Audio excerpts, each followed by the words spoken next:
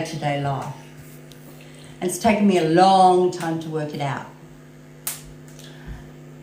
We have, under imperial law, common law, unalienable freedoms and rights that no one can take away. At common law, no one has the right to burden their brother, to bear over their brother, or to take from their brother or sister. Their fundamental freedoms, their liberties, their rights, and they're gifted to every single living being in a Commonwealth country. And Australia is a Commonwealth country. So I've taken an oath an oath of allegiance to the Commonwealth of Australia, an oath of allegiance to the people. I've gathered my live birth record from births, deaths and marriages, which is what goes to the courthouse and makes a birth certificate. A birth certificate trades, the corporations trade on my birth certificate, or used to.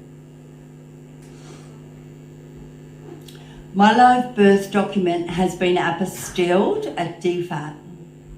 So the Department of Foreign Affairs and Trade have a record on the public record that I'm living, that the corporation no longer has jurisdiction over me or my daughter. And these are simple, easy things that every single one of us can do, which lets them know in their system I'm not part of their system. I'm not on citizenship. In 1934, the Citizenship came into Australia, and the Citizenship Act of 1934 states very clearly that we do not confuse the corporate crown with the imperial crown. And again, that goes back to the fact that we have a Commonwealth with an empty, vacant parliament and a corporate Commonwealth, all capital letters, registered in the USA. So we've got to tailor to cities. And we all have a choice where we stand and where we live and how we move forward. And we're all doing a lot of work in a lot of different areas to right what we know is fundamentally wrong, which is fundamentally, simply, nothing but psychological, spiritual, financial violence. Yep. It's called socialised, civilised. In 1973, when Medicare came in, Medicare was a private contract that was signed by everyone in the country, which basically took them further out of fundamental freedoms of rights and bound them to a contract at law, which is not law, it's corporate law. Legislation is not law. Legislation is legislation, because a corporation can't make law.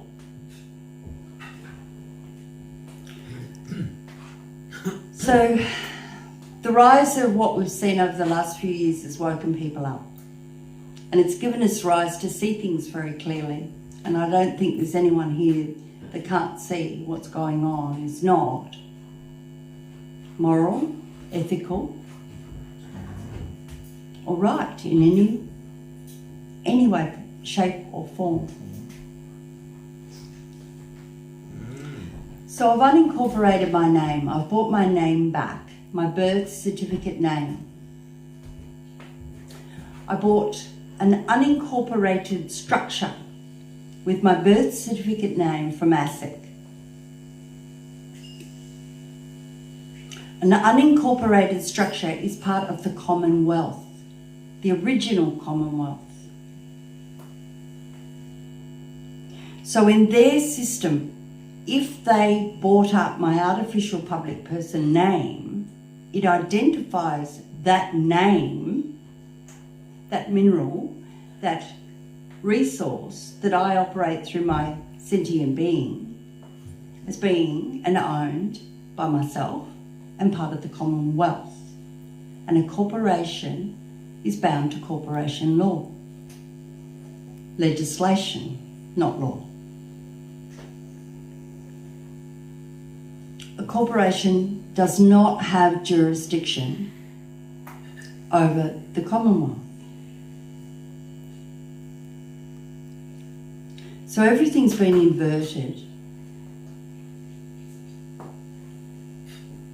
by deception, by coercion, by manipulation, by legislation, by organised thuggery.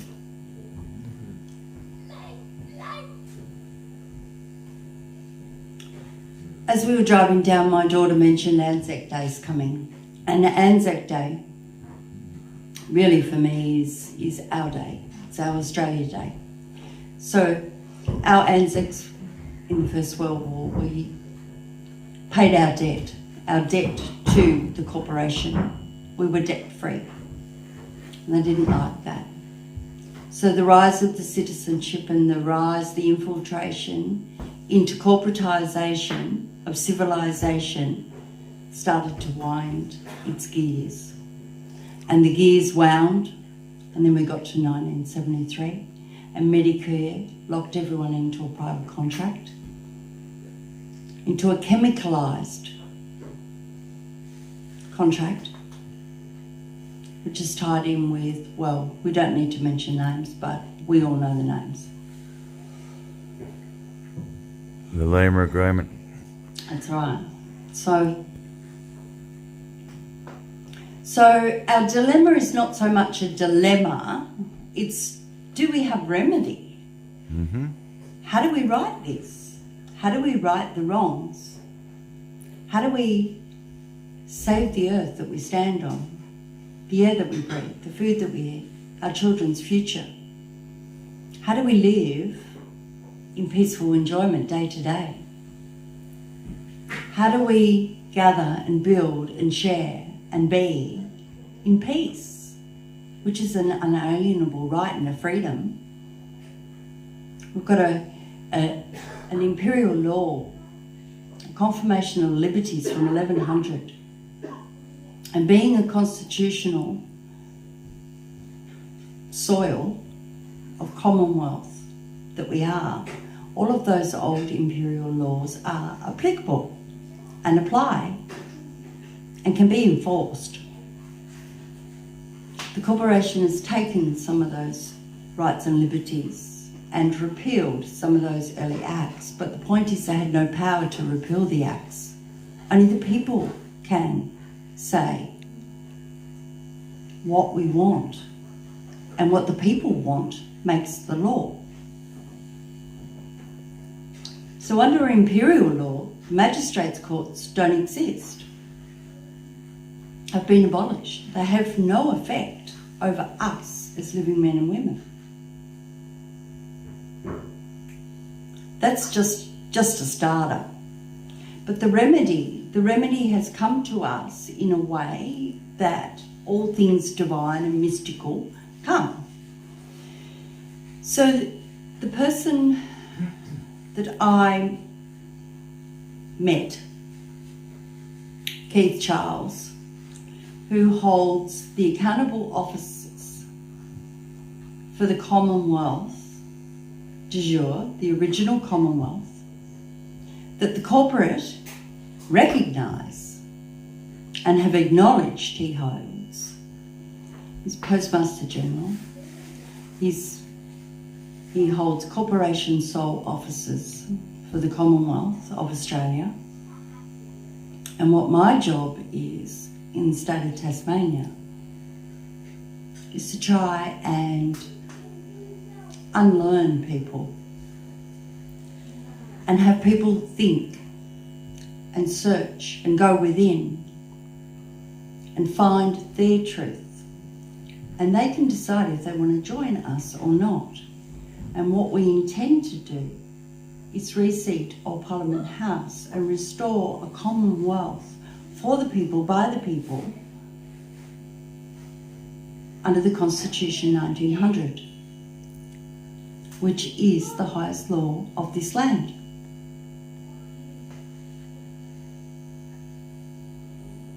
And that's a process.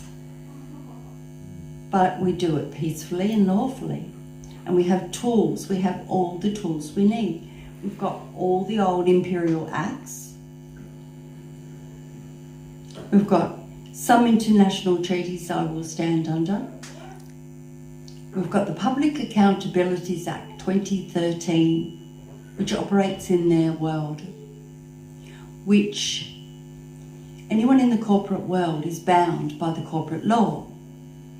So the 2013 Public Accountabilities Act states and makes it very clear that there's a corporate and a corporate commonwealth and an unincorporated commonwealth, and that those in the corporation must recognise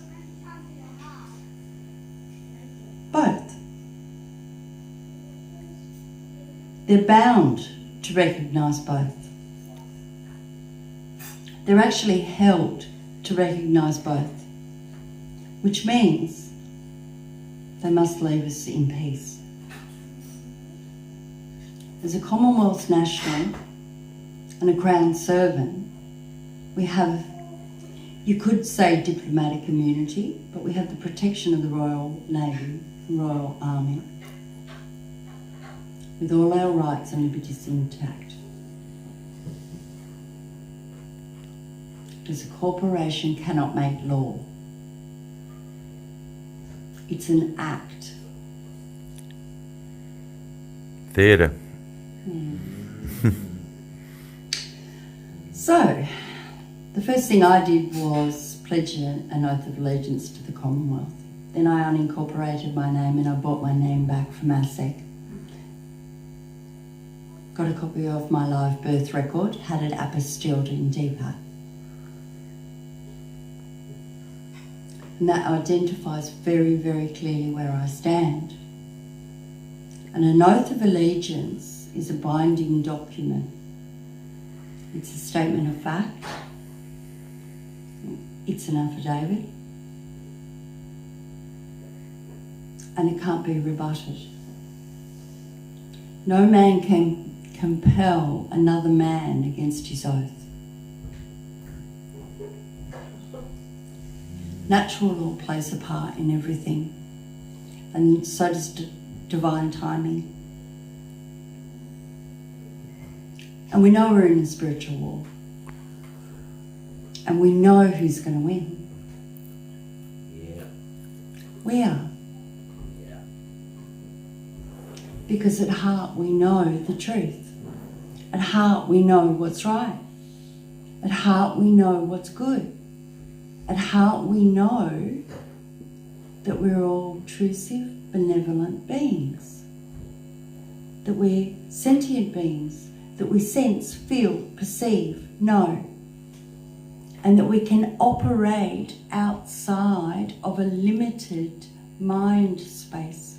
We can see things from alternative perspectives. We can grow, we can sense, and we can know.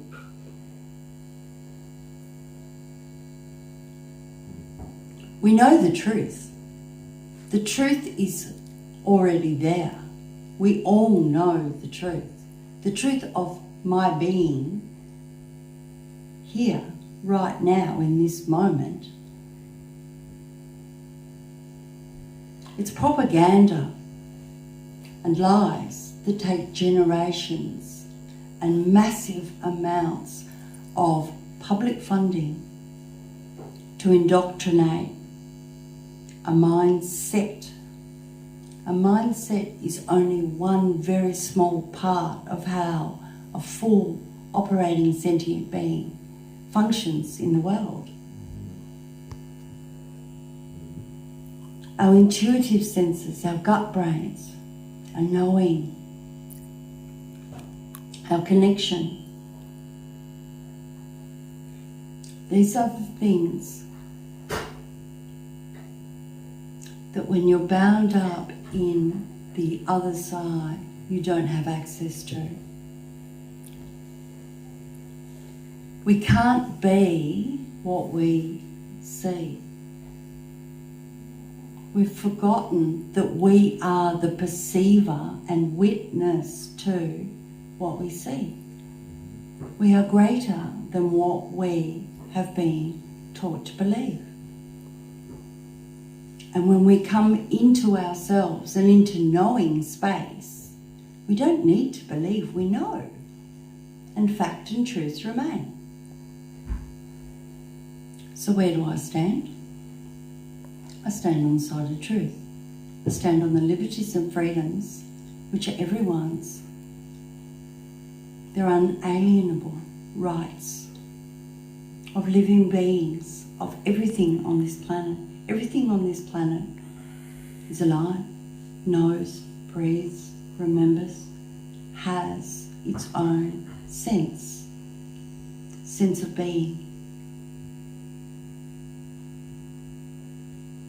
What we call the operating mind or the analytical mind is just one tiny fraction of what we are as a whole. And it's time for us all to dig deep within and know that you're not alone, that we are here and we're all doing incredible things in our own way, uniquely, individually, together.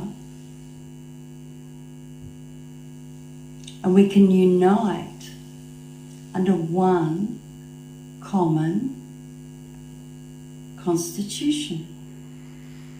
Or, if you don't like the word, one insoluble knowing of truth, which is the same thing. Because our rights and liberties are unalienable, they are our truths. They come down from old, natural, common laws.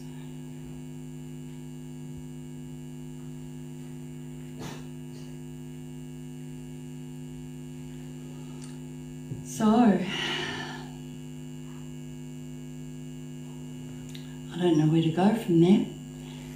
There's so much that we see and deal with on a daily basis, but to stand in our truth and to know who we are, know that we have rights, that we can move peacefully and stand our ground. And many of us are doing that. I'm in my son's car tonight because my car's low to the ground and I don't want to hit animals on the way home, but I travel in my private conveyance with private plates. And my estate, my property, is in trust. Now, what is in trust also is everything that pertains to my name, which includes my DNA, my dogs, my children, everything. Everything. And when something is settled into a trust, and we have trusts in a Commonwealth jurisdiction, they are bound by common law. Protected. Protected. In the Commonwealth jurisdiction, which the corporate cannot enter.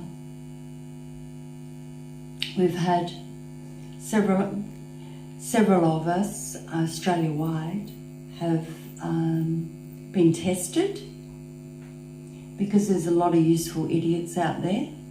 They drive around and their lights flash and do all sorts of things, but they've stood the ground. They've done their homework. They've dug deep into their souls, into their beings. They found their truth and they found the way, and they realised that we have the tools and we have the remedy, and all we have to do is stand up and say, hey, I'm here. Hey, look, go on your computer, have a look. Where's your authority? Where's your jurisdiction? We've had some major wins in Supreme Courts. And the Constitution of the Commonwealth of Australia is valid law. We know that. Learn how to manage our own affairs again, hey Trixie? So we do. So one of my things I say, reign your own terrain. Learn to reign your own terrain. And that means coming back into yourself, taking ownership and being accountable for every single thought, word and deed that I do every single day. When I'm wrong, face it, own it. When I know wrong's being done, I have to take a stand. And I've taken an oath to the Constitution of the Commonwealth and the people of the Commonwealth. And I have a duty as a CPO to protect. And it's a protection that is a right. And it's a right of every living being. And it's a right that's acknowledged in the Supreme Court, which has a division that is bound to the Constitution, and the High Court of Australia. But it's not recognised if we remain citizenships, of course, because we're bound to that, so yeah. So what's important, that's good, Rhino, because we have to know who we are. We have to know what we are. Where my jurisdiction is. Who am I? Where do I operate from?